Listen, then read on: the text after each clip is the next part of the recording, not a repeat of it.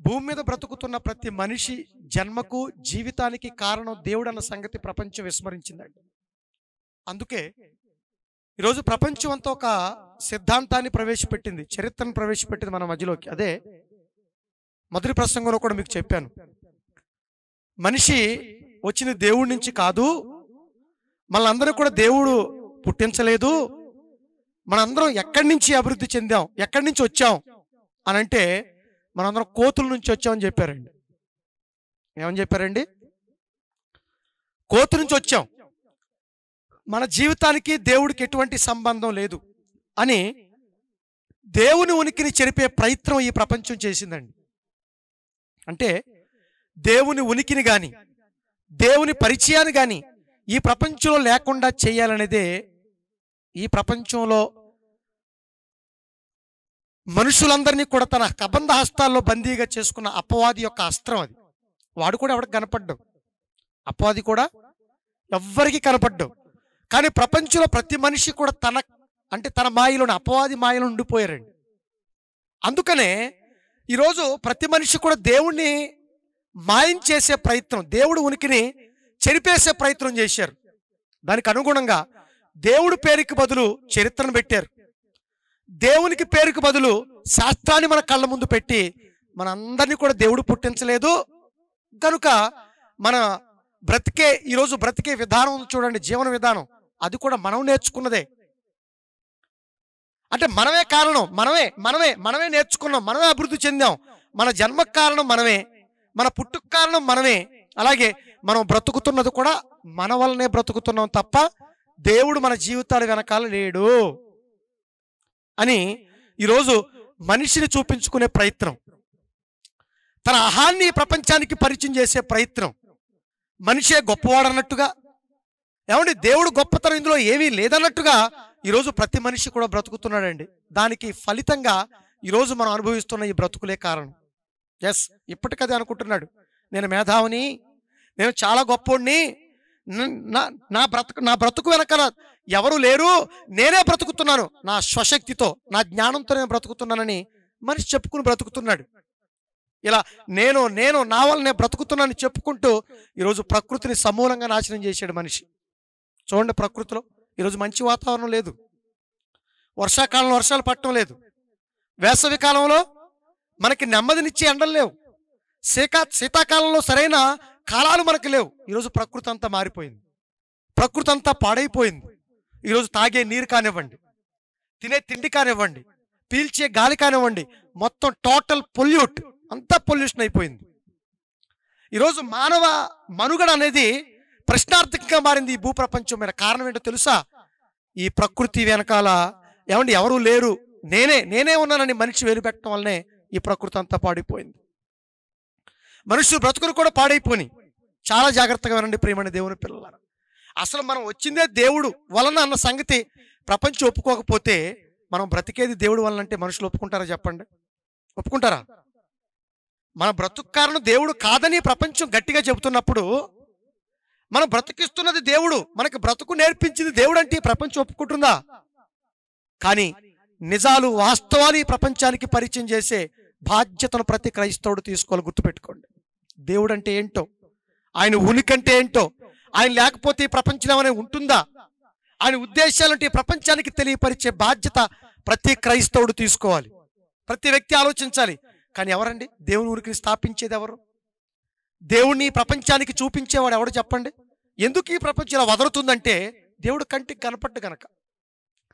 దేవుడి ప్రపంచానికి కంటికి కనపడ్డు, కానీ కనబడని దేవుణ్ణి ఆవిష్కరించే, అదృశ్య దేవుణ్ణి ఆవిష్కరించే బాధ్యత బైబిల్ పట్టుకున్న ప్రతి క్రైస్తవుడికి ఉంది, క్రీస్తుని వెంబడించే ప్రతి క్రైస్తవుడికి ఉంది. గుర్తుపెట్టుకోండి. కానీ ఈరోజు క్రైస్తవులు ఎలా ఉంటున్నారు చెప్పండి? యేసుక్రీస్తు భూమి మీదకి వచ్చి దేవుణ్ణి ప్రపంచానికి చాలా గొప్పగా చూపించాడు. దేవుడు అంటే ఏంటో ఈ ప్రపంచానికి పరిచయం చేశాడు.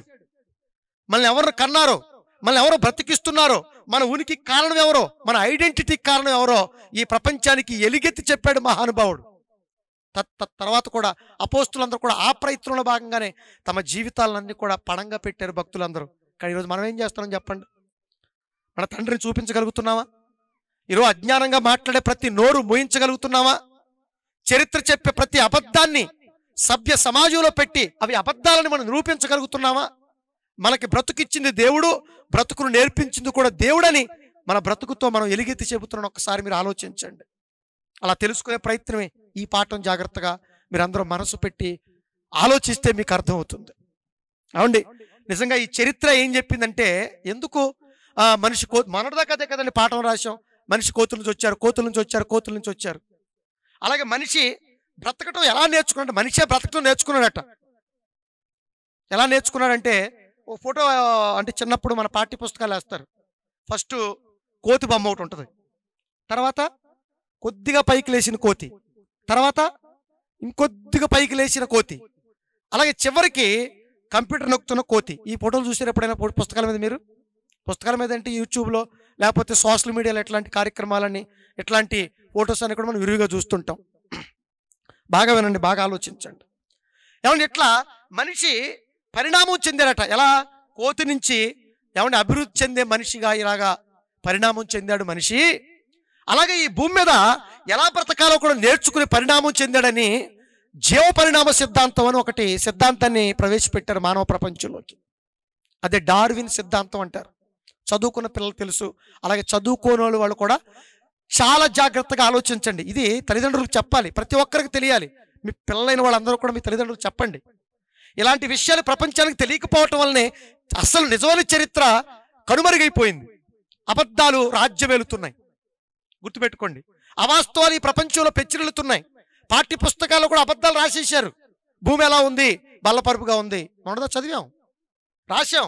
కానీ నిజానికి భూమి బల్లపరుపుగా ఉందా? గుండ్రంగా ఉంది. ఇది మనం తెలుసుకుంది.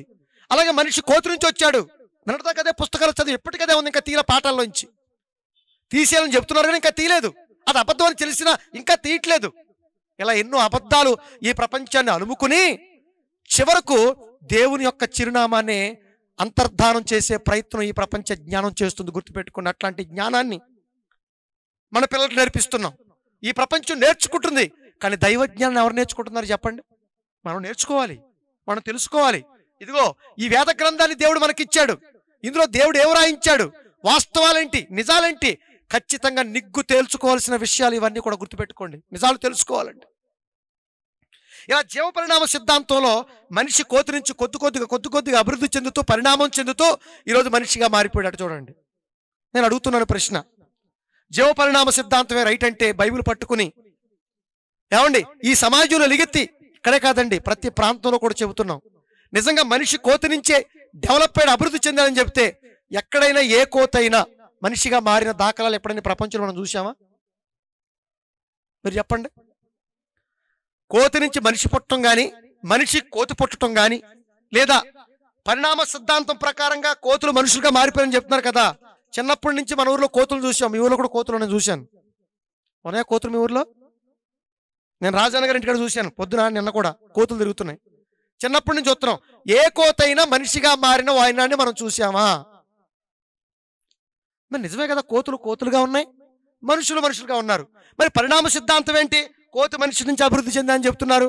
అంటే ఇది నిజమా అబద్ధం? మీరు చెప్పండి పోయినప్పుడు. నిజమా అబద్ధమా? పచ్చి అబద్ధం. కానీ శాస్త్రవేత్త చెబితే అమ్మో శాస్త్రవేత్త అండి, మేధావులండి, వాళ్ళు చెప్పిందని నిజమేనా? నువ్వు శాస్త్రవేత్తవైతే, నువ్వు మేధావి అయితే కుందేళ్ళకి ఎన్ని కాళ్ళు ఉంటాయి చెప్పండి? కుందేళ్ళకి ఎన్ని కాళ్ళు ఉంటాయి? కుందేలుకి 4 కాళ్ళు ఉంటాయి, 3 ఉంటాయా? అంటే ఇప్పుడు కుందేలుకి 4 కాళ్ళు ఉంటాయని ఈ ఎవరిది మళ్ళీ చెప్పండి? గుంతపల్లిలో వాళ్ళు చెప్పారు. అక్కడ అబద్ధమా? శాస్త్రవేత్త 3 కాళ్ళు అన్నాడు. నిజమా అది? నిజం ఎప్పటికైనా నిజమే, అబద్ధం ఎప్పటికైనా అబద్ధమే. గుర్తుపెట్టుకోండి. తెలుసుకోవాలి, ఆలోచించాలి. విజ్ఞత లేకపోతే ఎలా? చెప్పాను కదా, మనం ఎవరో తెలుసుకోవాలి, ఎక్కడి నుంచి వచ్చామో తెలుసుకోవాలి, మన చరిత్రను తెలుసుకోవాలి, అలాగే మనకెవరో బ్రతుకిచ్చారో తెలుసుకోవాలి, ఎందుకు బ్రతకాలో తెలుసుకోవాలి, అసలు మనకు బ్రతుకు నేర్పించింది ఎవరో కూడా ఖచ్చితంగా తెలుసుకోలేవు. తెలుసుకోకుండా చచ్చిపోతే ఏంటి ఉపయోగం చెప్పండి? ఇవి తెలుసుకోకుండా చచ్చిపోయామనుకోండి సమాజం బాగుపడదండి. అందుకే ఆలోచించాలి. అర్థమవుతుందండి? ఇలా పరిణామం చెందారని చెప్పారు. అలాగే మనిషి ఎలా బ్రతకటం నేర్చుకున్నాడంటే కొన్ని విషయాలు చెప్పారు. నిజంగా హాస్యాస్పదంగా చిన్నపిల్లలు చెప్పినా ఈ విషయాలు విన్న తర్వాత మనకి చాలా నవ్వులాటగా ఉంటుందండి. ఎలా? వ్యవసాయం అంటే మనిషి బ్రతకాలంటే వ్యవసాయం కావాలి కదండి. ఏం కావాలి? వ్యవసాయం అంటే పంటలు పండించుకోవాలి. ఎలా పంటలు పండించడం నేర్చుకున్నాడంటే మనిషి ఎలా బ్రతికాడంటేనంట అంటే మనిషి ఆవాస జీవి అని చెప్పారు. ఏం జీవి? ఆవాస జీవి. అంటే ఎక్కడ ఆహారం దొరికితే అక్కడికి వెళ్ళి జీవించేవాళ్ళట. అట్ట వాళ్ళు కూడా ఊహించే చెప్పారండి, ఎందుకంటే వాళ్ళు చూడలేదుగా. ఆది మానవుడు ఎలా ఉంటాడో వాళ్ళకి తెలియదు. ఏమంటే ఆది మానవుడు కోతిగా ఉంటాడని ఊహించి చెప్పారు. ఊహించి చెప్పింది నిజమవుద్దా? ఊహించి చెప్పేది నిజమవుద్దా?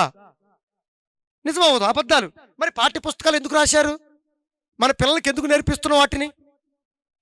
ఆలోచించాలి ఇవన్నీ కూడా. ఏమంటే బైబిల్ అంటే మత గ్రంథం కాదండి, మానవ బ్రతుకులను వికాసం వైపు, విజ్ఞానం వైపు, మానవ బ్రతుకులు ఉద్ధరించే పుస్తకం. గుర్తుపెట్టుకోండి, మహాజ్ఞానపూరితమైన విషయాలు ఉంటాయండి. ఏ శాస్త్రంలో దొరకని విశేషమైన సంగతులు బైబిల్ గ్రంథంలో ఉన్నాయండి. గుర్తుపెట్టుకోండి, బైబిల్ పట్టుకున్నవాడు సామాన్యుడు కాడు. పట్టుకున్నవాడు కాదు, పట్టించిన వాడు సామాన్యుడు కాదు. పట్టుకున్నవాడు సామాన్యులు ఉండిపోతారు. పట్టించకపోతే ఎప్పటికలా ఉండిపోతాం. పఠించాలి, ధ్యానించాలి, ఈ ప్రపంచానికి ఎలుగెత్తి చెప్పాలి తెలుసుకున్న వాస్తవాలను గుర్తుపెట్టుకోండి. ఓకేనా? ఇలా ఎక్కడ పంటలుంటే అక్కడికి వెళ్ళి పంట అంతా తినేసి అంటే అయిపోయిన తర్వాత మళ్ళీ ఇంకో చోటకి వెళ్ళిపోడట అలా నడుచుకుంటూ.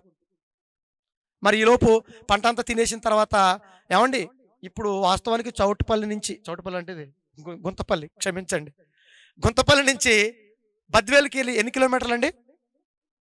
సుమారు 1.5-2 కిలోమీటర్లు. ఎంతసేపు పడుతుంది నడుచుకుంటే వెళ్తానికి? ఎంతసేపు పడుతుందండి? ఓకే, నడుచుకుంటూ వెళ్తే. ఆ రోజు లేవు కదండి, ఆ రోజు సైకిళ్ళు లేవు, బళ్ళు లేవు, కార్లు లేవు, విమానాలు ఏమీ లేవు కదా, నడుచుకుంటూ వెళ్ళాలి. ఇప్పుడు ఎక్కడి నుంచి రోడ్డు వేశారు, మంచిగా రోడ్డు ఉంది. ఆ రోజు రోడ్లు కూడా లేవు, 20 నిమిషాలు పడద్దట. అదే పక్కన, మీ పక్కన ఎవరు? బద్వేలుకి దగ్గరకు ఉన్న సిటీ ఏంటి చెప్పండి? టౌను. బద్వేలుకి దగ్గర ఉన్న టౌన్ ఏంటి? పోరుమాముళ్ళు అన్నారు. పోరుమాముళ్ళకి నడుచుకుంటూ వెళ్తాకి ఎంతసేపు పడదు చెప్పండి? ఎక్కడి నుంచి పెద్దోళ్ళు సాయంత్రం వరకు పడుతుందంట. ఏమండి, పోరుమాములు ఎక్కడి నుంచి పోరుమాములు వెళ్ళటానికి సాయంత్రం పడితే, ఇప్పుడు ఈ చరిత్ర చెప్పారు కదా, జీవపరిణామ సిద్ధాంతం చెప్పారు కదా, ఏమని? ఆహారం అయిపోయిన తర్వాత అంట మళ్ళీ వెతుక్కుంటూ వెళ్ళిపోవాలట. ఇప్పుడు వీళ్ళు వెతుక్కుంటూ ఒక ప్రాంతానికి వెళ్ళాలంటే సుమారు ఈ మధ్యలో ఎంతకాలం పడద్దండి? మరి అప్పటి వరకు ఆహారం ఏంటి వీళ్ళకి? దీనికి సమాధానం లేదు, దీనికి సమాధానం లేదు. చెప్పారు అంతే, అలా వెళ్ళిపోయారట. ఇలా వెళుతున్న క్రమంలో అంట మనిషి ఒక చోటంట ఆ గింజలు తిన్న తర్వాత కొన్ని గింజలు బురదలో పడిపోయినాయంట. బురదలో, మరి అక్కడ బురద ఉందేమో. బురదలో పడిపోతే, బురదలో పడిన తర్వాత అక్కడి నుంచి మొలకలు వచ్చాయట. మరి బురదలో విత్తనాలు పడిపోయిన తర్వాత ఎందుకు తీసుకోవట్లే అనుకున్నాడట. తర్వాత మొలకలు వచ్చేంత వరకు అక్కడే ఉన్నాడా? ఆలోచిద్దాం మనం. మొలకలు వచ్చేంత వరకు అక్కడే ఉన్నాడా? ఏమండి, రైతు పంట పొలంలోకి వెళ్ళి విత్తనాలు జాలు వచ్చిన తర్వాత వచ్చి ఇంటికి వచ్చి పడుకుంటాడు, అక్కడే ఉన్నాడుగా. మొత్తానికి మొలకెత్తే ఎన్ని రోజులకు మొలకెత్తాయండి? 3వ రోజు. సుమారు 3 రోజులు, 4 రోజులకు, 5 రోజులు, కొన్ని పంట అయితే వారం రోజులు మొలకెత్తుతాయి. అంటే ఇప్పుడు బుర్రలో విత్తనాలు పడిపోయినాయి కాబట్టి ఆ పోతే పడిపోయిన తీసుకొని చెప్పి మొలకలు వచ్చని చెప్తున్నారు కదా. అక్కడి నుంచి వెళ్ళిపోతున్నప్పుడు అట అంటే ఇప్పుడు మొలకలు వచ్చేంత వరకు అక్కడే ఉన్నాడా? ఇది ఒక ప్రశ్న. ఇలాంటి ప్రశ్న ఎవరు ఆలోచించండి. శాస్త్రవేత్త చెప్పాడు కూడా చదివేసుకోవటం అంతే. జీవపరిణామ సిద్ధాంతం కదా, డార్విన్ చెప్పాడుగా, నిజమే అని నేర్చేసుకోవాలంతే. మొత్తానికి మొలకలు వచ్చినాయి అంటే బురదలో, మట్టిలో విత్తనాలు పడితే మొలకలు వస్తాయన్నమాట అని నేర్చుకుని చక్కగా వ్యవసాయం పద్ధతి నేర్చుకున్నట. వ్యవసాయం నేర్చుకోవటం, అభివృద్ధి చెందట, అంచెలంచెలు ఎదిగాడట. అలా బ్రతుకుని నేర్చుకున్నాడట. ఎలా? తనంతట తానే, తన జ్ఞానంతో. ఏం జ్ఞానంతో? తన జ్ఞానంతో. ఓకే, అయిపోయింది, వ్యవసాయం నేర్చుకున్నాడు. మరి మాంసాన్ని వండుకుని ఎలా తినాలని ఎలా తెలిసిందంటేనంట, అడవులు తగలబడిపోయినట్టు. ఆ రోజు అడవులు తగలబడిపోయి అడవులో ఉన్న జంతువులన్నీ కూడా తగలబడిపోయినాయంట, చచ్చిపోయినాయంట. చచ్చిపోయిన తర్వాత మాంసం ఎలా ఉంటుందో దాన్ని ఇలా తీసుకుని తింటే అప్పుడు చాలా టేస్ట్గా ఉందంట. అంతకుముందంట పచ్చి మాంసం తినేవాడట అంతకుముందు. మరి ఎవరు చెప్పారు ఈయనకి? డార్విన్ గారికి కానీ ఈ శాస్త్రవేత్తలకు కానీ పాపం ఎవరు చెప్పారు? పోనీ వీళ్ళు చూసి వచ్చారంటే వీళ్ళు చూడలేదు, అన్ని ఊహించే. పచ్చి మాంసాన్ని తినేవాడట. పచ్చి మాంసాన్ని తింటున్న తర్వాత అడవులన్నీ కాలిపోతే, మాంసం అంతా కాలిపోతే చక్కగా ఉడికిపోయిన మాంసం తింటే అబ్బో చాలా టేస్ట్గా ఉంది అంటే మాంసాన్ని కాల్చి తినాలి, ఉడికించి తినాలి, వండుకొని తినాలన్న సంగతి అర్థమైపోయిందంట. ఎలా నేర్చుకున్నాడట చూడండి.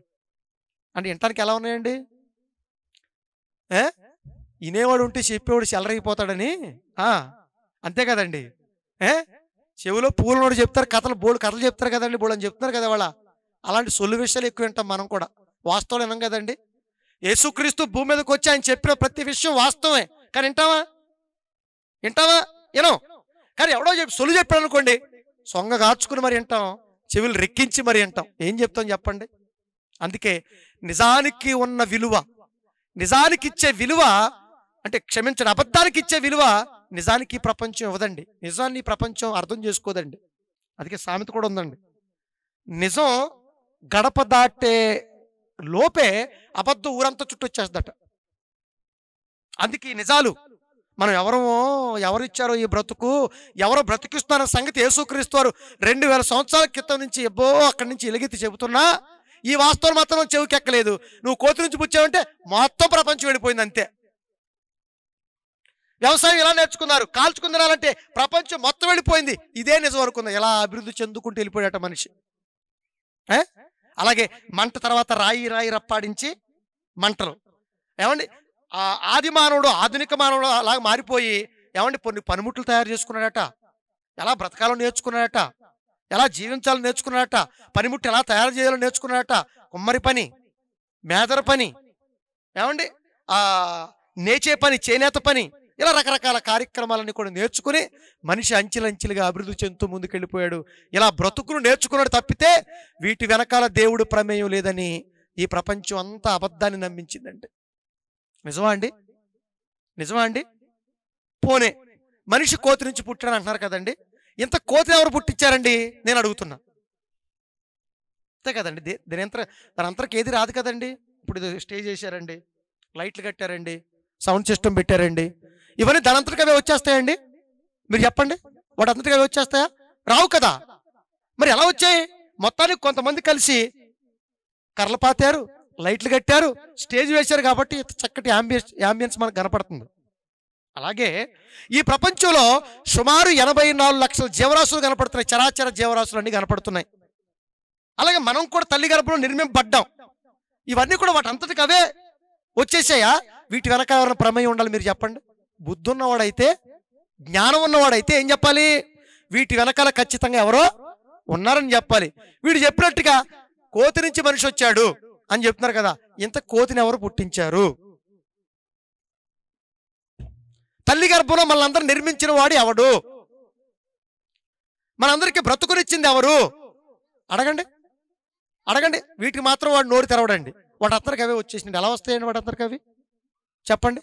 ఓకే, ఇవన్నీ కూడా మనిషి నేర్చుకున్నాడు, మనిషికి ఎవరు నేర్పించలేదు, మనిషే తన సొంత జ్ఞానం ఎదిగాడని చెప్తున్నాం. నేను మళ్ళీ ఇంకో ప్రశ్న ఇక్కడ మనం ఆలోచించుకోవాలి. ఆకాశంలో ఎన్నో నక్షత్రాలు, గ్రహాలు, గ్రహమండలాలు కనపడుతున్నాయి. అవన్నీ కూడా ఒక సిస్టమేటిక్గా పనిచేస్తున్నాయి. ఎలాగా? ఒక సిస్టమేటిక్గా చక్కగా ఎన్నో గ్రహమండలాలు ఉన్నాయి. పాలపుంత నక్షత్ర మండలం అని, ఆండ్రోమెడా నక్షత్ర మండలం అని, హైడ్రా సెంటారస్ నక్షత్ర మండలం అని, ఇలా నక్షత్ర మండలాలు చక్కగా ఒక సిస్టమేటిక్గా తిరుగుతున్నాయి. ఇంకా మనకు బాగా అర్థం కావాలంటే భూమి, సూర్యుడు, చంద్రుడు, ఇవన్నీ కూడా చక్కగా వాటికి నిర్దేశించిన కక్షలో తిరుగుతూ ఒక సక్రమంగా ఒక సిస్టమేటిక్గా పనిచేయటం వల్ల మనందరికీ రోజులు వస్తున్నాయి, పక్షాలు వస్తున్నాయి, నెలలు వస్తున్నాయి, కాలాలు వస్తున్నాయి, సంవత్సరాలు వస్తున్నాయి. ఇది నిజం. ఒకవేళ అవే కరెక్ట్గా సిస్టమేటిక్గా పనిచేయకపోతే ఇవేమి మనకు రావు. ఇంతకీ వాటికి ఇలా పనిచేయాలి, ఇలా తిరగాలి, ఇలా తిరగటం వల్ల మనకు ఋతువు రావాలి, కాలాలు రావాలని వాటికి ఎవరు చెప్పారు? మీరు వాటికి ఎవరు నేర్పించారు? భూమికి తిరగాలని వాటికి ఎవరు నేర్పించారు? భూమికి అడగండి ఎవరన్నా. ఏమండి, ఇలా పంట పండాలి. ఒక చెట్టుకి, మామిడి చెట్టుకి చెట్టు రావాలి, ఆకులు రావాలి, పువ్వులు పూయాలి, కాయలు కాయాలని చెట్టుకి ఎవరు చెప్పారు? ఎవరు నేర్పించారు? నువ్వంటే నువ్వే నేర్చుకున్నావు, ఓకే. మరి చెట్టు దానంతరికి అదే నేర్చుకుందా? గ్రహాలు వాటి అంతటికి అవే నేర్చుకున్నాయా? మరి అడగాలి ఈ ప్రపంచాన్ని. అడిగేవాళ్ళు లేకపోతే ఏమైపోద్ది? అబద్ధాలు రాజ్యం వెళ్తాయి, బానిసత్వం వస్తుంది. అందుకే ఈ ప్రపంచాన్ని అడగాలి. వాడు ఎంతటి వాడైనా అబద్ధాలని మనందరం కూడా నిగ్గు తేల్చాల్సిన ఆవశ్యకత ఖచ్చితంగా ఉంది. గుర్తుపెట్టుకోండి మీరు అందరూ కూడా. ఇలా గ్రహాలే కానివ్వండి, భూమే కానివ్వండి, అలాగే సకల చరాచర జీవరాశులు, ఒక్కొక్క జీవరాశికి ఒక నిర్దిష్టమైన పని ఉంది. వాటికి ఎవరు నేర్పించారు? కుక్క. మీ ఇంటి ముందు కుక్క ఉంటుంది కదా, పెంచుకుంటారు కుక్కల్ని, వాటికి కొంత అన్నం పెడతారు. నీ ఇంటికి విశ్వాసంగా కాపలా కాయాలని కుక్కకు ఆ పాఠం నేర్పించిన వారు ఎవరు? గుర్రం పరిగెట్టాలి, సవారీ చేయాలని గుర్రానికి నేర్పించిన వారు ఎవరు? గేదెకి పాలివ్వాలని, గడ్డి తిని పాలివ్వాలని గేదెకి ఎవరు నేర్పించారు? కోడి బలైపోయి నీకు మాంసం ఇవ్వాలని కోడికి ఎవరు చెప్పారు? నువ్వైతే నువ్వే నేర్చుకున్నావు అని చెప్తున్నావు. నేనే అక్కడక్కడికి వెళ్ళిపోయి ఇదిగో ఇలా చూసి వ్యవసాయంలో నేర్చుకున్నాను, మాంసాన్ని కాల్చుకు తినాలి అని నేర్చుకున్నానని చెప్తున్నావు జీవ పరిణామ సిద్ధాంతం ప్రకారం. మరి సకల చరాచర జీవరాశులు వీటన్నిటికి ఎవరు పాఠాలు నేర్పించారు చెప్పండి. ఓకే, వాటిని పక్కన పెడదాం. మన గురించి మనం ఆలోచిద్దాం. మన వ్యవస్థ లోపట సుమారు 5 వ్యవస్థలు ఉంటాయి మనకి. ఏంటి? రక్త ప్రసరణ వ్యవస్థ. ఏ వ్యవస్థ? రక్త ప్రసరణ వ్యవస్థ. 2 నాడీ మండల వ్యవస్థ. 3 శ్వాస వ్యవస్థ. 4 జీర్ణ వ్యవస్థ. 5 విసర్జక వ్యవస్థ. 5 వ్యవస్థలు పనిచేస్తాయి లోపట. ఏ వ్యవస్థలో ఏ వ్యవస్థ తప్పిపోయినా మనం రోగిష్ఠులుగా మారిపోతాం. జీర్ణశయం సరిగ్గా పనిచేయదు అనుకోండి, కడుపు ఇలా ముందుకు వస్తుంది. ఏమంది? పొద్దునే మనం దీనికి వెళ్ళలేం, ఇది రాదు, ఉబ్బిపోయి నానా రకాలుగా బాధలు పడాలి. శ్వాస వ్యవస్థ సరిగ్గా పనిచేయట్లేదు అనుకోండి, ఉబ్బసం వస్తుంది, సరిగ్గా గాలి పీల్చుకొని అని ఆయాసపడతారు. నాడీ మండల వ్యవస్థ సరిగ్గా పనిచేయదు అనుకోండి, నరాలు పనిచేయవు, నరాలు వీక్నెస్ వస్తుంది. అర్థమవుతుందా? సరైన సిమ్టమ్స్ ఉండవు, మైండ్ సరిగ్గా పనిచేయదు. అలాగే ప్రత్యుత్పత్తి వ్యవస్థ సరిగ్గా పనిచేయదు అనుకోండి, ఏమవుతుంది? పిల్లలు పుట్టరు. ఇలా ప్రతిదానికి ఇలా 5 వ్యవస్థలు పనిచేస్తున్నాయి. ఇప్పుడు నాడీ వ్యవస్థను చూస్తుంటే ప్రపంచ శాస్త్రం చెప్పిన విషయం చెప్తున్నానండి. అమ్మో, నాడీ వ్యవస్థ ఎన్నో కోట్ల నాడీ కణాలు ఉన్నాయట. ఒకదానికొకటి సక్రమంగా ఏదో ఎవరో చెప్పినట్టుగా పనిచేస్తున్నాయట. అలా పనిచేయబట్టే మనం పనిచేస్తున్నామంట. ఒక నాడీ వ్యవస్థ పని చేయకపోతే ఎక్కడ అక్కడే కూర్చుంటాం మనం, మందబుద్ధిత రాకుమారుడులాగా. ఎలాగా? చిన్నప్పుడు వచ్చేది మందబుద్ధిత రాకుమారుడు, అయోడిన్ ఉప్పు వాడండి అని చెప్పి చూడండి, అట్లా సొంగార్చుకుంటాం, మంది ఇలా కూర్చుంటాం. ఏది పని చేయకపోతే? నాడీ వ్యవస్థ లోపట నాడీ వ్యవస్థ పనిచేస్తుంది కాబట్టే నువ్వు పనిచేస్తున్నావు. లోపల శ్వాస వ్యవస్థ పనిచేస్తుంది కాబట్టే నువ్వు పనిచేస్తున్నావు. లోపల జీర్ణ వ్యవస్థ పనిచేస్తుంది కాబట్టి నువ్వు పనిచేస్తున్నావు. ఏమండి, నేను అడుగుతున్నా, నువ్వు తింటున్నావు తిండి, ఎంత తిండి తిన్నావు? చిన్నప్పటి నుంచి ఇప్పటి వరకు ఎన్నో బస్తాల బియ్యాన్ని తినేసావు, ఎన్నో చెరువుల నీటిని మింగేశావు, ఎన్నో మేకలు తిన్నావు, ఎన్నో కోళ్ళు తినేసావు, ఇంకా ఎన్నో డాష్ డాష్ డాష్ డాష్ తినేసావు. మామిడికాయలు ఎన్నో, ఏమండి ఖర్జూరం ఎన్నో, నేరేడు పళ్ళు ఎన్నో, ఏమండి నాకేం తర్బూజా ఎన్నో, అరటి పళ్ళు ఎన్నో, మీ ఇష్టం లెక్కేసుకోండి. తినేసాం కదా. ఇప్పుడు తినేసినవన్నీ ఏమైపోతుంది? లోపలికి వెళ్ళి ఎంత ఉందండి? కడుపు ఎంత ఉందండి? జానెడు కడుపే. ఎంత ఉంది? పొట్ట, జానెడు పొట్టే. ఈ జానెడు పొట్టలోకి వెళ్ళిపోయి ఇవన్నీ ఏమైపోతున్నాయి? భస్మం. ఎవరు భస్మం చేస్తున్నారు? నువ్వా? మీ తాత? మీ నాన్న? రాత్రి తిన్నావు, పొద్దునకి వెళ్ళేప్పటికి మళ్ళీ ఆకలండి, ఆకలే బాబాయ్, పెట్టండి పెట్టండి పెట్టండి. రాత్రి తింటే పొద్దున్న తింటే మధ్యాహ్నం, మధ్యాహ్నం తింటే రాత్రి, రాత్రి తింటే పొద్దున్నే. ఇదేంటండి ఈ సైకిల్? తింటానే ఉంటున్నామంటే ఏమైపోతుందంటే లోపలికి వెళ్ళి జీర్ణం అయిపోతుందట. మన జీర్ణ వ్యవస్థ రోజుకి ఎంతో ఆహారాన్ని అరిగించి, అలాగే మన దాన్ని ఏమంటారు, కిడ్నీ ఉంది కదండి, కొన్ని వందల లీటర్ నీటిని వడపోస్తుందట. పెద్ద దాన్ని ఏమంటారు, ఫ్యాక్టరీలో పనిచేస్తుందట, ఫ్యాక్టరీ. ఎవరు చెప్పారు కిడ్నీకి నీటిని వడపోయాలని? నీకు వేస్ట్ వాటర్ని బయటికి పంపించి నిజమైన సారాన్ని నీ బాడీకి పంపించాలని? గుండెకి ఎవరు చెప్పారు చెడు రక్తాన్ని కలెక్ట్ చేసిన తర్వాత మంచి రక్తంగా మారి శరీర అవయవాలంటికి ప్రసారింపచేయాలని? గుండెకి ఎవరు నేర్పించారు? చెప్పానండి ఈ ప్రపంచాన్ని, శాస్త్రాన్ని. ఏవి అడిగితే మాత్రం నూరెళ్ళ పెడతారు. ఇప్పుడు మనకు తెలుసా అంటే మనం తెలియదు. ఇలా మన దేహంలో ప్రతి అవయవాన్ని గురించి ఆలోచించండి. దేని పని దాందే. ఒక ఫ్యాక్టరీలో ఒక్కొక్క వ్యవస్థ ఒక ఫ్యాక్టరీలో పనిచేస్తుంది. వీటిని ఆర్గనైజ్ చేసేది ఎవరు? వీటికి అలా పనిచేయమని చెప్పింది ఎవరు? ఎవరు పని చేయిస్తున్నారు మీరు చెప్పండి. చెప్పండి. వెంట్రుకే మనిషి తయారు చేయలే కదా. చెయ్యని మనిషికి అవి ఎలా పనిచేస్తున్నాయో ఎలా తెలుస్తుంది చెప్పండి. ఇలా ప్రపంచానికి తెలియదండి. ఇట్లా జీవరాశిని చూసినా, మన గురించి మనం ఆలోచించినా వీటన్నిటికీ ఎవరు నేర్పించారట? తెలీదు ఈ ప్రపంచానికి. ఇవి గనక మనం తెలుసుకునే ప్రయత్నం చేస్తే అసలు మనకి బ్రతుకు ఎవరు నేర్పించారన్న సంగతి మనకు అర్థమైపోతుంది. చూడండి, ఒక మాట చూపిస్తాను చూడండి. యోబు గ్రంథం, యోబు గ్రంథము 28వ అధ్యాయము, క్షమించండి 38వ అధ్యాయం 36వ వచనం. యోబు గ్రంథం 38వ అధ్యాయం 36వ వచనం ఏం చెప్తున్నాడు చూడండి ఒకసారి. బ్రతుకునిచ్చిన దేవుడు బ్రతకటం నేర్పించలేదంటే ఇదంతా చూడ మనకి ఇవన్నీ చూసుకోవాలి, ఇవన్నీ నేర్చుకుంటే మనకు అర్థమవుతాయి. ఏం చెప్తున్నాడండి? యోబు గ్రంథం 38వ అధ్యాయం 36వ వచనం, అంతరంద్రియములలో జ్ఞానముంచిన వాడు ఎవడు అని అడుగుతున్నాడు. చూడండి, ఎవడు? తర్వాత హృదయమునకు తెలివినిచ్చిన వాడు ఎవడని అడుగుతున్నాడు. ఎవరు? దేవుడు అడుగుతున్నాడు ప్రశ్నలు. మీరు ఇంటికి వెళ్ళిన తర్వాత యోబు గ్రంథం 38వ అధ్యాయం అంతా చదువుకోండి. కాకి పిల్లలకు ఆహారం పెట్టిన వాడెవడు? వర్షాన్ని కురిపిస్తున్న వాళ్ళు ఎవరు? సముద్రాన్ని కలిగించిన వాళ్ళు ఎవరు? మంచు బిందువులు పుట్టించిన వాళ్ళు ఎవరు? మట్టిని బురదగా మార్చి నీకు పండే గుణాన్ని ఇచ్చిన వారెవరు? ఇవన్నీ కలిగజేసింది ఎవరు? ఈ జంతువులకి ఇవన్నీ కూడా నేర్పించిన వారెవరు? నేను కాదా, నేను కాదా అని ప్రపంచాన్ని అడుగుతున్నాడు దేవుడు. ఆనాడు యోబుని అడిగాడు, యోబు స్నేహితులను అడిగాడు, దాని ద్వారా మనందరినీ అడుగుతున్నాడు. ఏమని? అంతరంద్రియములో జ్ఞానం ఉంచాడు, గుండెలో జ్ఞానం ఉంచాడట, అందుకే గుండె పనిచేస్తుంది. కిడ్నీలో జ్ఞానం ఉంచాడు దేవుడు, అందుకే కిడ్నీ పనిచేస్తుంది. శ్వాస వ్యవస్థలో జ్ఞానం ఉంచాడు దేవుడు, అందుకే శ్వాస వ్యవస్థ పనిచేస్తుంది. బా, ఎంత జ్ఞానం ఉంచాడు చెప్పండి. పాఠ్య పుస్తకాల్లో కూడా ఈ పాఠాలు లేవండి, స్కూల్లో కూడా ఈ పాఠాలు చెప్పరండి, విశ్వవిద్యాలయాల్లో ఈ పాఠాలు లేవండి. విశ్వవిద్యాలయం చెప్పే పాఠాలని కూడా మ్యాక్సిమం చాలా వరకు అబద్ధాలండి. కానీ నిజమైన పాఠాలు బైబిల్లో ఉన్నాయి, గుర్తుపెట్టుకోండి. అంటే అంతరంద్రియములకు చెప్పిన వాడు ఎవరు? దేవుడు. నేర్పించిన వాడు దేవుడు. అలాగే ఈ ప్రకృతికి పాఠాలు నేర్పించిన వాడు ఎవరు? దేవుడు. ప్రకృతి అంటది, ఆయన వాటి కట్టడ నియమించను, అవన్నీ కూడా తూచా తప్పకుండా చక్కగా వేటి పని దేవుడు ఏమి నేర్పించాడు అవే చేస్తున్నాయట. చెట్టుకి చెప్పాడు, మామిడి చెట్టుకి నువ్వు మామిడికాయలే కాయలు నేర్పించాడు, ఆనాటి నుంచి ఈనాటి వరకు మామిడికాయలే కాస్తుంది. మల్లి చెట్టుకి నేర్పించాడు, నువ్వు మల్లెపూలే పుయ్యాలి అని నేర్పించాడు, మల్లెపూలే పూస్తుంది. గేదెకి నేర్పించాడు పాఠం, నువ్వు గడ్డి తిని పాలే ఇవ్వాలి, నేర్పించాడు పాఠం, చక్కగా పాలే ఇస్తున్నాయి.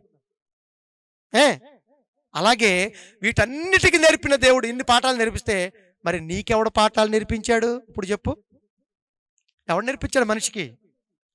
ఎవడు నేర్పించాడు? దేవుడే ఈ ప్రపంచంలో ప్రతి మనిషికి ఈ పాఠాలు నేర్పించాడు, బ్రతకటం నేర్పించాడు. ఎందుకంటే ఆదిలో ఉన్నవాడు దేవుడు, ఎప్పటికీ ఉండేవాడు దేవుడు, మనల్ని అందరినీ కలిగించిన వాడు దేవుడు, పుట్టించిన వాడే, మనకి బ్రతుకునిచ్చిన వాడే, బ్రతుకెలా మనం బ్రతకాలో నేర్పించేవాడు కూడా దేవుడే. గుర్తుపెట్టుకోవాలా. అందుకే ముందు మనం తెలుసుకోవాల్సింది, మనకి ఎవరు బ్రతికిచ్చారో మనం తెలుసుకునే ప్రయత్నం మనం చేస్తే బ్రతుకు ఎలా నేర్పాడన్న సంగతి కూడా మనకి అర్థమవుతుంది. చూడకుండా ఎప్పుడో వందల వేల సంవత్సరాల క్రితం జరిగిన చరిత్రని నేను ఊహించి చెబుతానంటే నిజమవుద్దా? అవదు. చూసినవాడు చెప్పాలి, ఐ విట్నెస్, చూసినవాడు చెప్పేదే నిజం. అంతేగాని పలానా ప్రాంతంలో ఒక నేరం జరిగింది, ఒక మర్డర్ జరిగింది, చూసినవాడు సాక్షి అవుతాడు, కానీ చూడకుండా ఊహించి చెప్పేవాడు సాక్ష్యం ఎందుకు అవుతుంది? నువ్వు చూసావా? చంపటం నువ్వు చూసావా? తిట్టం నువ్వు చూసావా? కొట్టం నువ్వు చూసావని అడుగుతారు. చూడకుండా చెప్పేది నిజం ఎందుకు అవుద్ది? అందుకే దేవుడు ఏమడుగుతున్నాడో ఒక రెండు మాటలు చూపిస్తాను చూడండి. యెషయా గ్రంథము 41వ అధ్యాయం 22వ వచనం. మొదటిగా యెషయా గ్రంథము 41వ అధ్యాయం 22వ వచనం చూడండి ఒకసారి. ఒక్కొక్క వచనం చూసుకుంటూ వెళదాం. 41:22 వచనం ఏం చెప్తున్నానండి?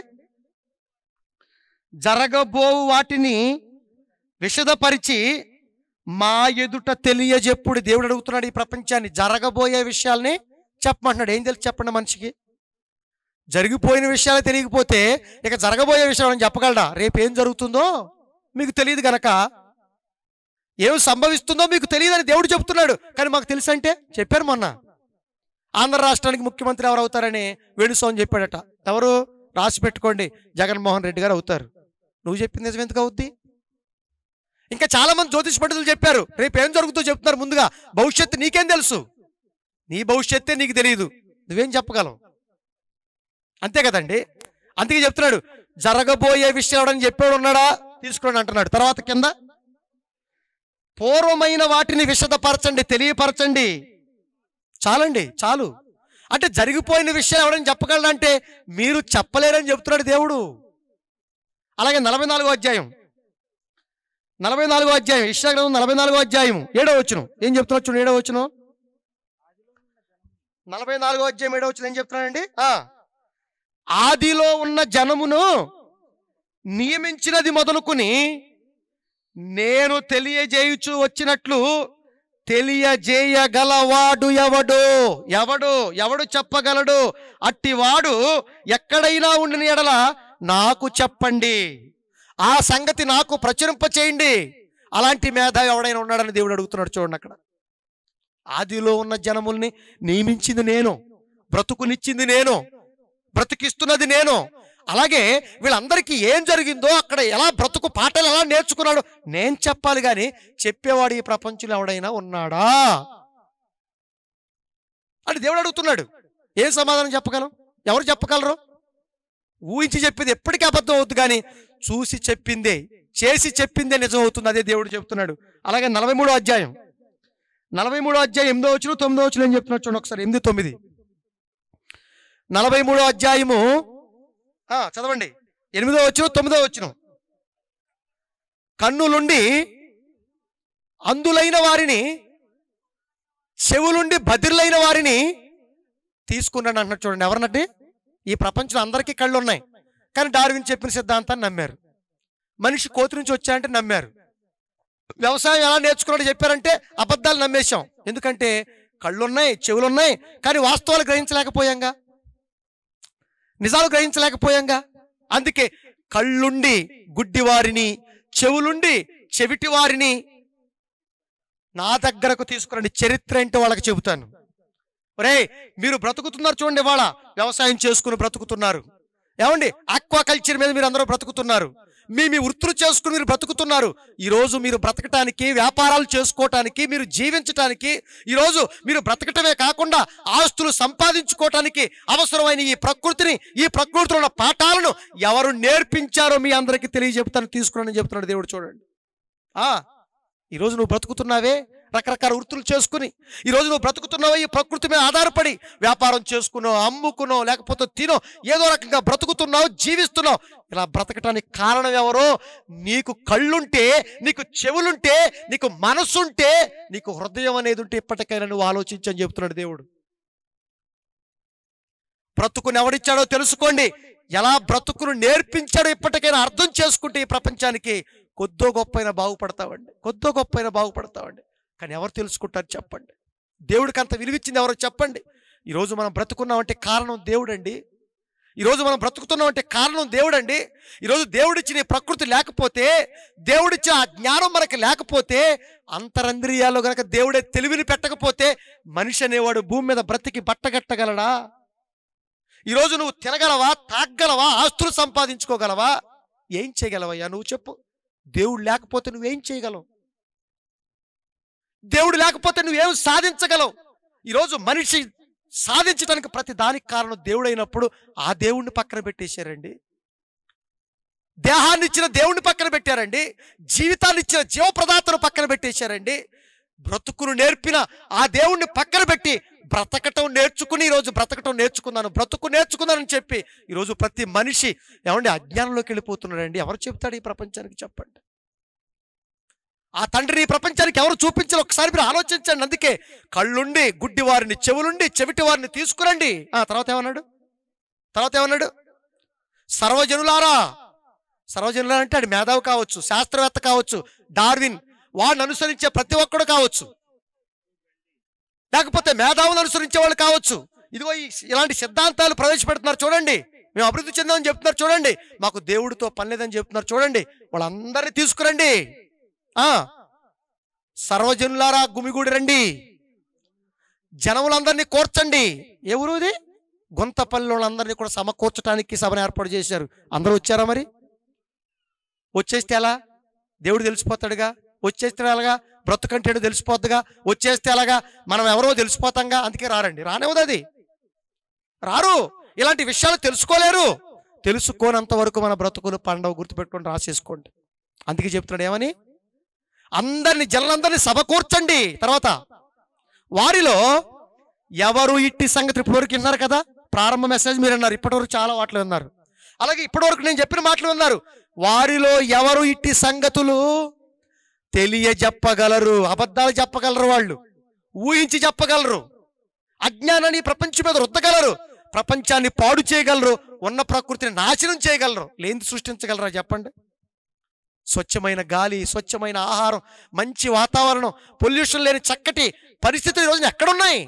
మానవ ప్రపంచంలో ఎక్కడ మనుషులు బ్రతుకులు బాగున్నాయి? మీరు చెప్పండి. బిక్కు బిక్కును బ్రతుకుతున్నాం, రోగాలతో బ్రతుకుతున్నాం, సరైన ఆహారం లేకుండా బ్రతుకుతున్నాం. ఇవాళ కారణం ఏంటో తెలుసా? నువ్వు అనుకుని వేలు పెట్టావు, ప్రకృతిలో పాడు చేశావు. అందుకే తీసుకురండి. ఎవరిట్టి సంగతులు చెప్పగలరు? పూర్వకాలములో జరిగిన వాటిని, పూర్వకాలమునందు మొట్టమొదటి మనిషిని పుట్టించిన వాడిని నేను, వాళ్ళ కడుపులు నిండించింది నేను, వాళ్ళ కడుపులు పండించింది నేను. ఎవరు ఇట్టి సంగతులు తెలియజెప్పగలరు? తీసుకురండి అంటున్నారు. చూడండి, నిజమే కదండి. బైబిల్లో వ్రాయించిన ఈ విశేషమైన సంగతులు ప్రపంచంలో ఎవరైనా మనకు చెప్పారా? మీరు అన్నారా? పోనీ మీరు చెప్పండి. ఇక్కడ ఇంతమంది కూర్చున్నారు కదండి. ఇప్పటి వరకు బైబిల్ గ్రంథంలో కాకుండా మేము ఎక్కడైనా ఈ మాటలు విన్నామని వాళ్ళు చేతులు ఎత్తండి. ఇక్కడ యేసుక్రీస్తు దగ్గర కాకుండా, బైబిల్లో కాకుండా ఇటువంటి విషయాలు మేము విన్నామని చేతులు ఎత్తండి. పోనీ ప్రపంచ క్రైస్తవ్యం దగ్గరికి వెళదాం. ప్రపంచ క్రైస్తవులైనా పోనీ ఇటువంటి మాటలు మేము విన్నామండి, మాకు చెప్పారని వాళ్ళు చేతులు ఎత్తమానండి. ఎవరికి తెలుసండి? అందుకే దేవుడు పిలుస్తున్నాడు ప్రపంచాన్ని, అడుగుతున్నాడు ప్రపంచాన్ని, నిలదీస్తున్నాడు ఈ ప్రపంచాన్ని. మీకు ఇచ్చాను నా వేద గ్రంథాన్ని, మీ చేతిలో పెట్టాను, నా మనస్సును మీ చేతిలో పెట్టాను, నా ఆలోచన మీ ముందు పరిచాను. మీరు తెలుసుకునే ప్రయత్నం చేయండి, అడిగి తెలుసుకునే ప్రయత్నం చేయండి. మేము ఎందుకు అడుగుతామండి ఇలాంటి విషయాల గురించి? అడగం, అందుకే మనకు అర్థం కాదు. అంతే కదండి. అందుకే ఆదిలో ఉన్న జనములను పుట్టించిన కాడి నుంచి వారికి ఏం చేశానో, ఎలా వాళ్ళకి బ్రతుకు నేర్పించానో మీ అందరికీ తెలియజెప్తాను. నా దగ్గర కంటే దేవుడి దగ్గర మోకాళ్ళు ఊనితే, దేవుడిని అడిగితే, దేవా మాకు బ్రతికిచ్చింది మీరైతే, మేము ఎలా బ్రతుకు నేర్చుకున్నామో, మాకు ఎలా పాఠాలు నేర్పావో మాకు చెప్పు కన్న తండ్రి అంటే ఆయన చెప్తాడు కదండి. అంతే కదండి. ఒక పని మనం చేస్తున్నామంటే ఎవరో ఒకరు మనం నేర్పాలా వద్దా? అంతేనా? ఇప్పుడు మా నాన్నగారు ఫలానా కార్పెంటర్ వర్క్ అనుకోండి. ఇప్పుడు నేను మళ్ళీ కార్పెంటర్ అవ్వాలంటే ఏం చేయాలి? నా తండ్రి దగ్గర నేను నేర్చుకోవాలి, లేదా నా గురువు గారి దగ్గర నేను నేర్చుకోవాలి. ప్రతిదీ నేర్చుకోవాలి. ఎవరో ఒకటి చెబితేనే ఆ పని నేను నేర్చుకుంటాను. మరి ఈ ప్రపంచానికి ఏదో కాకతాళీయంగా నేర్చుకోవాలని చెప్పుకుని ఈ ప్రపంచంలో మనుషులందరూ ఆలోచించవలసింది ఏంటో తెలుసా? ఖచ్చితంగా ఒక పని నేర్చుకున్నట్టు ఎవరో ఒకరు మనకి నేర్పించాలి. ఎవరో ఒకరు నేర్పిస్తేనే, దేన్నో దాన్ని చూస్తేనే మనకు అర్థమవుతుంది. అయితే ఏమర్థం అవుతుంది? ఫ్లైట్ కనిపెట్టారు. ఏం కనిపెట్టారు? ఫ్లైట్. ఎలా కనిపెట్టాడు చెప్పండి? సొంతం కనిపెట్టాడా మనిషి? సొంతం కనిపెట్టాడా? ఎలా కనిపెట్టాడు?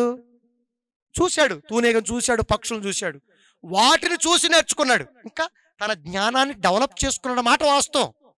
అది కూడా ఎలా డెవలప్ చేసుకున్నాడు? ఆ మాటలు కూడా చూడండి. యెషయా గ్రంథం 28:29 చూడండి ఒకసారి. 28:29 యెషయా గ్రంథం 28:29.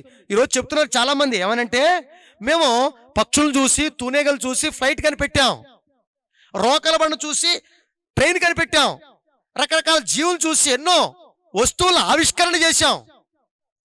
ఎలా? నీ సొంత జ్ఞానంతో చేశావా? ఇక్కడ చెప్తున్నా చూడండి. 28 ఎంత వచ్చిన 28వ అధ్యాయం 29వ వచనం ఏం చెప్తున్నాడు చూడండి. యెషయా గ్రంథంలో ఏం చెప్తున్నాడు? జనులు సైన్యములకు అధిపతియగు యెహోవా చేత దానిని నేర్చుకొందురు, ఆశ్చర్యకార్యకరమైన ఆలోచన శక్తియు అధిక బుద్ధియు అనుగ్రహించేవాడు ఎవరట? దేవుడు. ఈరోజు నువ్వు పని చేస్తున్నావంటే, ఒక వస్తువును కనిపెట్టావంటే, ఇంకోటి చేసావంటే కారణం ఎవరట? దేవుడు అన్న సంగతి గుర్తుపెట్టుకో. ఆశ్చర్యకరమైన జ్ఞానాన్ని, అదే మళ్ళీ చదవడం, ఆ చివరి మాట మళ్ళీ చదువుతాను నాన్న. ఆశ్చర్యకరమైన ఆలోచన శక్తి అంటే పక్షిని చూసి అమ్మో ఫ్లైట్ తయారు చేయొచ్చు అన్న ఆలోచన శక్తి నీకు ఎవరిచ్చారు? దేవుడు ఇచ్చాడు. కాబట్టి నువ్వు ఫ్లైట్ ని కనిపెట్టగలిగావు గనక. ఒకవేళ దేవుడే గనక నీ ఆలోచన శక్తి ఇవ్వకపోతే, నీకు తెలివితేటలు ఇవ్వకపోతే, నీకు జ్ఞానాన్ని ఇవ్వకపోతే ఈరోజు నువ్వు చేసేవాడు కావు. ఈరోజు నువ్వు అభివృద్ధి చెందావంటే కారణం ఎవరని చెప్తున్నాడు దేవుడు? నేను. దాన్ని మర్చిపోయావు నువ్వు. బ్రతుకును నేర్పిన నన్ను పక్కన పెట్టేసి బ్రతకటం నేర్చుకున్నావు, బ్రతక నేర్చావు నువ్వు. అందుకని అప్పుడప్పుడు మనం అంటాం చూసా, బ్రతక నేర్చాడు రాడు. ఏం నేర్చాడట? బ్రతక నేర్చాడట. అంటే ఏది ఆవిష్కరణ చేసినా, ఏది కనిపెట్టినా దేన్నో దాన్ని చూసి పాఠం నేర్చుకోవాలి. కానీ ఇది మనిషి సొంత జ్ఞానం కాదన్న సంగతి మీరు అర్థం చేసుకోవాలి. సొంతంగా ఏ మనిషి ఏది తయారు చేయలేడు. రాసేసుకోండి. అలాగే వ్యవసాయం ఎలా నేర్చుకున్నాడు? చూడండి ఆదికాండం, అది కూడా చూడండి.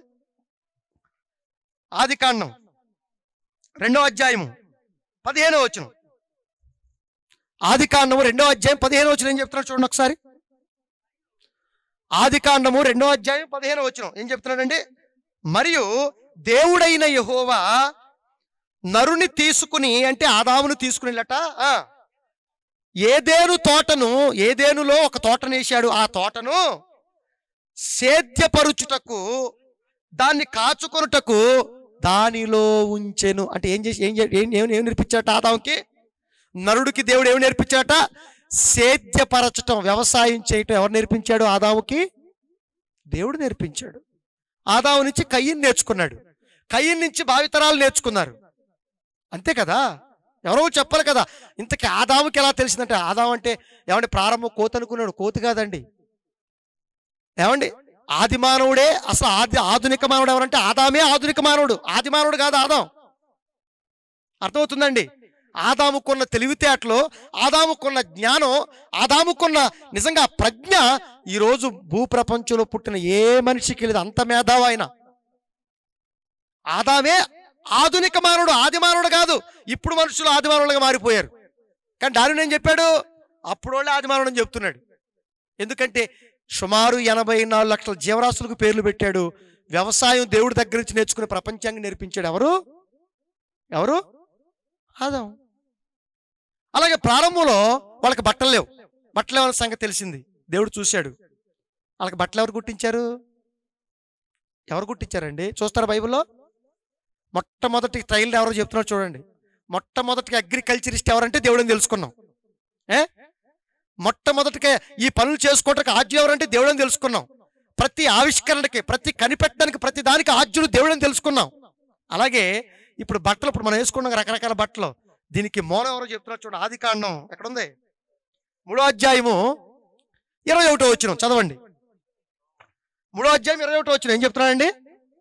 దేవుడైన యెహోవా ఆదామునకును అతని భార్యకును చర్మపు చొక్కాలు, చూడండి, చర్మముతో చొక్కాలు కుట్టించాలని చేయించి వారికి తొడిగించెను. అప్పటి వరకు ఆకులతో కప్పుకున్నట్టు. ఆకులతో కాదురా నాయన, చర్మంతో వస్త్రాలు కుట్టించుకోవచ్చు. ఈరోజు వస్త్రాలు ఎట్లా చూస్తున్నాయి అనుకుంటున్నాం?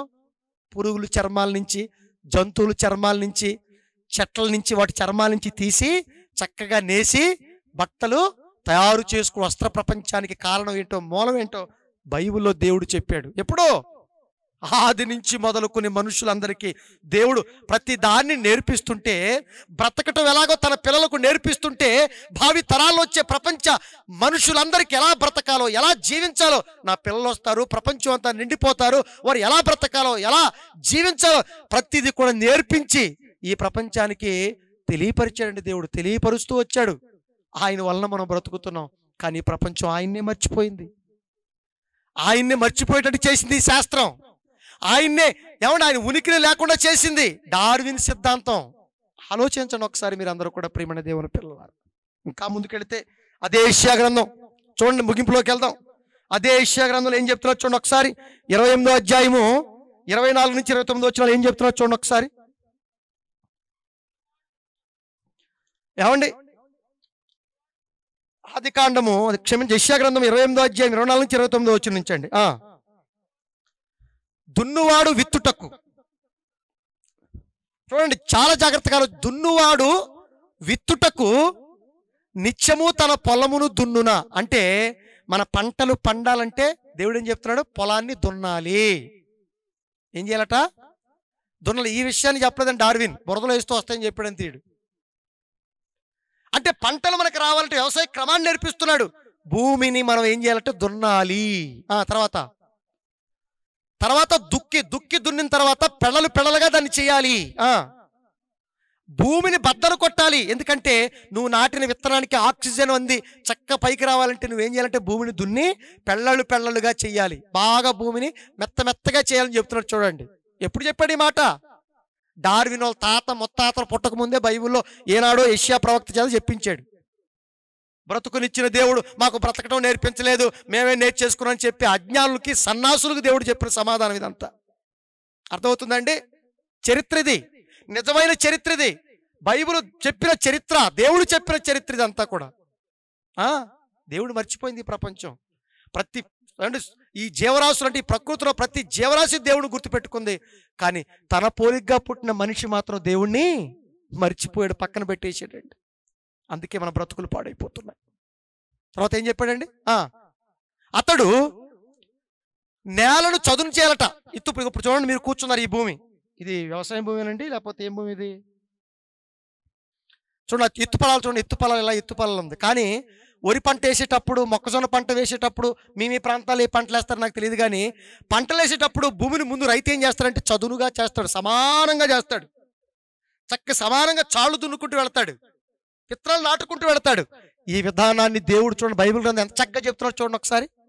చదునుగా చేసి తరువాత ఇప్పుడు చెప్తున్నాడు వాటిలో ఏం జల్లాలో, ఏ విత్తనాలు పెట్టాలో, ఎలా పెట్టాలో. నల్ల జీలకర్ర అన్నాడు, తర్వాత తెల్ల జీలకర్ర అన్నాడు. గోధుమలు అంటే వరుసగా విత్తాలట.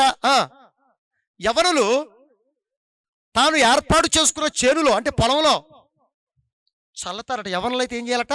చల్లాలట. యవనులు అయితే చల్లాలి, గోధుమలు అయితే వరుసగా విత్తాలి. అంటే ఏది విత్తాలో ఏది జల్లాలో చెప్తున్నాడు చూడండి ఒకసారి. తర్వాత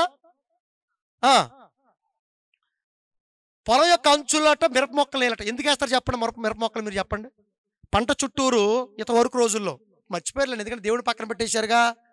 ఇప్పుడు కంది మొక్కలని ఇంకో మొక్కలను వేసుకుంటున్నారు. కానీ ఒకానొక రోజులో పూర్వకాలంలోనండి ప్రతి పొలం యొక్క సరిహద్దుల్లో మిరప మొక్కలు వేసేవాళ్ళు. ఎందుకు వేసేవాళ్ళు చెప్పండి? పెద్దోళ్ళు ఉన్నారు కదండి, మిరప మొక్కలు ఎందుకు వేసేవాళ్ళు తెలుసండి మీకు? వేసేవాళ్ళు అసలు అడగండి ఎవరైనా. మిరప మొక్కలకి ఎందుకు వేసేవాళ్ళు అంటేనండి, జంతువుల నుంచి పంటను రక్షించుకోవటానికి ఆ మిరప ఘాటుకి ఏ జంతువు కూడా లోపలికి రావడానికి వీల్లేదు. అందుకే నాయన ఘాటైన మిరప మొక్కలు మీరు ఏం చేయాలంటే పొలం చుట్టూ నాటండి, మీ పంట అంతా చక్కగా ఉంటుంది అని చెప్పాడు. ఆనాడు వేసారు, నేర్చుకున్నారు. కానీ ఈనాడు మర్చిపోయారుగా. అందుకే మిరప మొక్కలు ఎవరు వేయట్లేప్పుడు. మిరప పంట వేసుకుంటున్నారు, మిరప పంట. కానీ మిరప మొక్కలు ఎక్కడ వేయాలట? పొలం చుట్టూ వేయాలట. నేర్పిస్తున్నాడు, వ్యవసాయ క్రమాన్ని నేర్పించాడు ఆ రోజున. తర్వాత వాని దేవుడే తగిన క్రమాన్ని వారికి నేర్పించాడు. వాటి వండర్ఫుల్ బైబిల్ అండి, వాటి వండర్ఫుల్ బైబిల్ అండి. అంటే వ్యవసాయ క్రమాన్ని, ఏ పంటను ఎలా వేయాలో, ఎలా విత్తుకోవాలో, ఎలా పంటను తీసుకోవాలో, ఎలా నువ్వు జీవించాలో, దాని క్రమాన్ని ప్రపంచానికి నేర్పించిన వాడు ఎవడు? దేవుడు. మనిషి కాదు. మనిషికి ఏమీ తెలియదు. మనిషికి మోసం చేయటం తెలుసు, అన్యాయం చేయడం తెలుసు, అక్రమం చేయటం తెలుసు, ఉన్నదాన్ని పాడు చేయటం తెలుసు. కానీ క్రమాన్ని మనిషి ఎక్కడ చేస్తాడండి? క్రమాన్ని ఎక్కడ మనిషి అనుసరిస్తాడు? మీరు చెప్పండి. క్రమం లేదు ఈ ప్రపంచంలో. అక్రమం అక్రమం అక్రమం. అందుకే సుప్రభు అన్నాడు, ఈ ప్రపంచంలో అక్రమం విస్తరించింది. అందుకే పంటలు పండటం లేదు సరిగా. అందుకే సరైన పంట మన నోట్లోకి వెళ్తలేదు. ఎందుకంటే అక్రమం విస్తరించింది గనక. ప్రేమ చల్లారిపోయింది, దేవుడు లేడు, మనుషుల్లో దైవత్వం చల్లారిపోయిందని యేసుక్రీస్తు వారు ఏనాడు చెప్పాడండి. ఏనాడో చెప్పాడు. అర్థమైంది ఈ ప్రపంచానికి. కానీ మీరు తెలుసుకోవాలి, మీరు ఖచ్చితంగా ఈ పాఠాలు అర్థం చేసుకోవాలి. గుర్తుపెట్టుకోండి ప్రియమైన దేవుని పిల్లలారా. ఇంకా నిర్గమాకాండం 35వ అధ్యాయం ఏం చెప్పాడు చూడండి ఒకసారి. నిర్గమాకాండం బ్రతుకు నేర్పించిన ఎవడో చెప్తున్నాడు చూడండి ఒకసారి. ఏమండి 35వ అధ్యాయము 30 నుంచి 35 వచనాలు చాలా జాగ్రత్తగా ఆలోచించండి ప్రియమైన దేవుని పిల్లలారా. 30 నుంచి 35 వచనాలండి. 35వ అధ్యాయం నిర్గమాకాండం చదవండి. ఏమండి మరియు నిర్గమాకాండం 35వ అధ్యాయము 30 నుంచి 35 వచనాలండి. మరియు మోషే ఇశ్రాయేలీయులతో, ఏమండి చూడండి ఒకసారి చూడమన్నాడా, యెహోవా ఊరు కుమారుడును ఊరు మనవడునైన బెసలేలును పేరు పెట్టి పిలిచాట. పిలిచి విచిత్రమైన పనులు, కొంతమంది చూడండి విచిత్రమైన పనులు చేస్తారు. అలా మార్కెట్కి వెళ్తుంటే చక్కగా కొన్ని బొమ్మలుగా మనకు కనపడతాయి. చక్క చెక్కిన బొమ్మలు, చక్కగా వేసిన బొమ్మలు, ఇలా విచిత్రమైన కార్యక్రమాలు కనపడుతుంటాయి మనకి. అవి ఏమండి చెక్కతో నేసినవి ఉంటాయి, మట్టితో నేసినవి ఉంటాయి, ఏమండి బంగారంతో నేసినవి పొడిగినవి ఉంటాయి, వజ్రాలతో పొడిగినవి ఉంటాయి, ముత్యాలతో పొడిగినవి ఉంటాయి. అంటే ఒక్కొక్కరు ఒక పని తీసుకుంటారనమాట. చెప్పానుగా, మట్టి పని చేసేవాళ్ళు వేరు, బంగారం పని చేసేవాళ్ళు వేరు, వెండి పని చేసేవాళ్ళు వాళ్ళ కంసాలిస్ అంటారు, తెలుసు కదండి మీకు. కార్పెంటర్ వర్క్ వేరు, కుమ్మరి పని వేరు, ఏమండి దర్జీల పని వేరు, అలాగే చేనేత పని వేరు, అలాగే మేదర్ పని వేరు. ఇలాంటి రకరకాల పనులు మనకు కనపడుతున్నాయి, వృత్తులు మనకు కనపడుతున్నాయి, విచిత్రమైన వస్తువులు మనకు కనపడుతుంటాయి. అదే చెప్తా, విచిత్రమైన పనులు చేయుటకు, కల్పించుటకును బంగారంతోను.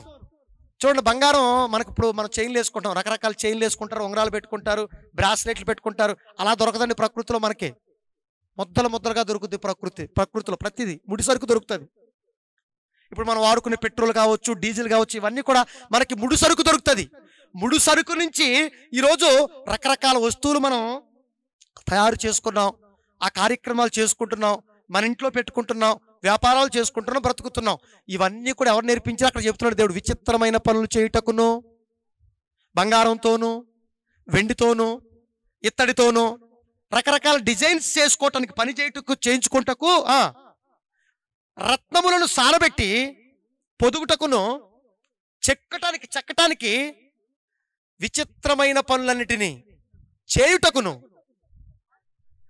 వారికి ప్రజ్ఞ అంటే తెలివితేటలు, వివేకమును, జ్ఞానమును కలుగునట్లు దేవుని ఆత్మతో వారిని నింపాడట. ఆ రోజు చేసేవాళ్ళ దేవుడు ఆత్మతో నింపి వాళ్ళకి ఈ కార్యక్రమాలన్నీ కూడా దేవుడు నేర్పాడట.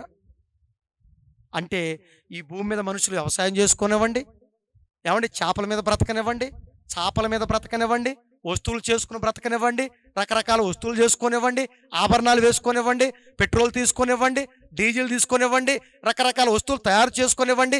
వీటన్నిటికీ కారణం, మూలం, ఆజ్యం ఎవరంటే దేవుడు. ఎవరంటే దేవుడు. ఇదిగో ఆధారాలు, లేఖనాలు చెబుతున్నాయి. దేవుడు చెబుతున్నాడు, వారికి నేనే నేర్పించాను, ఆత్మ వాళ్ళలో ఉంచి ఇవన్నీ కూడా నేను నేర్పించానని దేవుడు ఇంత స్పష్టంగా చెబుతుంటే మనిషి నేను నేర్చుకుంటా అంటాడేంటండి? నేనే చేశానంటాడేంటండి? ఏం చేశాడు మనిషి చెప్పండి? ఆలోచించండి ప్రియమైన దేవుని పిల్లలారా. అందుకేనండి బ్రతుకునిచ్చిన దేవుడే మనందరికీ బ్రతకటం నేర్పించాడని ఖచ్చితంగా ఈ ప్రపంచానికి నిరూపించవలసిన బాధ్యత మనది. ఈ ప్రపంచానికి ఈ విశ్వవిజ్ఞానాన్ని విస్ఫోటనం చేసి ప్రపంచానికి పంచవలసిన బాధ్యత మనదే. ప్రపంచంలో ప్రతి మనిషిని, అజ్ఞానంతో నిండిపోయిన ప్రతి మనిషిని విజ్ఞానం వైపు పరుగులెట్టించి ప్రతి మనిషిని చైతన్యపరచవలసిన బాధ్యత దేవుని కుమారులుగా మన పైన ఉంది, గుర్తుపెట్టుకోండి. అందుకే అంటాడు పౌలు గారు చివరిగా ఈ మాట చూడండి, ముగించుకుందాం. చూడండి, అపోస్తుల కార్యములు 17వ అధ్యాయము 28వ వచనం. 17వ అధ్యాయం 28వ వచనం. అపోస్తుల కార్యములు 17వ అధ్యాయం 28వ వచనం అండి. అపోస్తుల కార్యములు 17వ అధ్యాయం 28వ వచనం చెప్తున్నాడు పౌలు గారు. ప్రతిదీ మన గురించి చెప్తారు. 17వ అధ్యాయం తింటికి వెళ్ళినారు చదువుకుంటే మీరు, మనం ఆయన వల్లనే బ్రతుకుతున్నాము, ఆయన మనకు ఊపిరిని దయచేశాడు, సమస్తాన్ని దయచేశాడు, ప్రకృతిని నిర్మించాడు, అంతటినీ కట్టాడు, మన పాదాక్రాంతం చేశాడు, మనందరినీ బ్రతికిస్తున్నాడు. బ్రతికినిచ్చిన దేవుడే మనందరినీ బ్రతికిస్తున్నాడు. ఈ బ్రతుకు పాఠాలు ఆయన నేర్పించాడు. తర్వాత మనము ఆయన యందు చలించుచున్నాము, ఆయన యందు ఉనికి కలిగి ఉన్నాం, ఆయనే మనకి గుర్తింపు, మన ఐడెంటిటీ దేవుడు. అటువలే మనము ఆయన సంతానము, మనము ఆయన వలన బ్రతుకుచున్నాం అన్న మాట చూడు. మనం ఆయన వలన బ్రతుకుచున్నాం అంట చూడు. మనము ఆయన యందు బ్రతుకుచున్నాము. ఎవరు యందు బ్రతుకుతున్నారండి మనందరూ? అంటే ఈరోజు మనం గాలి పీలుస్తున్నామన్నా, నీటిని తాగుతున్నామన్నా, ఆహారం తీసుకుంటున్నామన్నా, వ్యాపారాలు చేసుకుంటున్నామన్నా ఎవరి వల్లండి? అందరు గట్టిగా చెప్పండి, ఎవరి వలన? దేవుని వలన. అట్లాంటి దేవుణ్ణి మర్చిపోకండి. అలాంటి దేవుణ్ణి హృదయంలో పెట్టుకోండి. అలాంటి దేవుణ్ణి ప్రపంచానికి పరిచయం చేసి మనుషుల్ని బాగు చేయండి. ఆధ్యాత్మిక చింతతో ప్రపంచాన్ని వెలిగించండి. ఆధ్యాత్మిక ప్రగతిని సాధించి మీరందరూ కూడా చక్కగా దేవుని భావజాలంలో బ్రతికి మనందరికీ బ్రతుకునిచ్చింది దేవుడని చెప్పండి, బ్రతుకును నేర్పించింది దేవుడని చెప్పండి. మనం ఎవరు అంటే దేవుని పిల్లవని చెప్పండి. కొంతకాలం భూమి మీద బ్రతికిన తర్వాత మనందరం కూడా దేవుడున్న లోకానికి వెళ్ళిపోవాలని చెప్పండి.